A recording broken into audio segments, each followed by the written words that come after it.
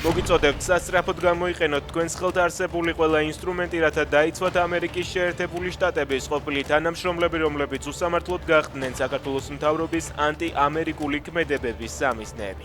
დემოკრატი და რესპუბლიკელი სენატორების ნაწილი სახელმწიფო მდივანს მიმართავენ. რუბიოსთვის გაგზავნილ დოკუმენტში საუბარია მამუკა მდინარაძის ანტიამერიკულ განცხადებებზეც, რომელმაც ამერიკის შეერთებული შტატები რევოლუციის წაქეზებაში დაადანაშაულა. ჯანდაცვამ ჩამოგვირეკა და გვითხრა, რომ ინსულინს, რომელსაც მოიხმარდა ჩემი შვილი, ვეღარ ავიღებთ, წერს სოციალურ ქსელში მარიამ ხუნწარია. მისი თქმით, მიზეზად სამინისტრომ უთხრა, რომ მედიკამენტს კომპანია აღარ აწარმოებდა. შევარდნაძის დროს არ ყოფილა დეფიციტი ინსულინზე, პრეპარატზე, რომელზეც დამოკიდებულია ჩვენი შვილების სიცოცხლე, წერს ხუნწარია.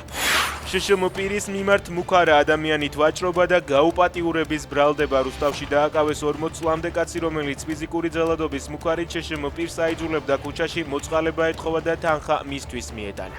მან დაზარალებული რამდენჯერმე გააუპატიურა. კაცს 9 და 14 წლამდე პატიმრობა ემუქრება. ლომისა შეძალას ვერაცვალე რა.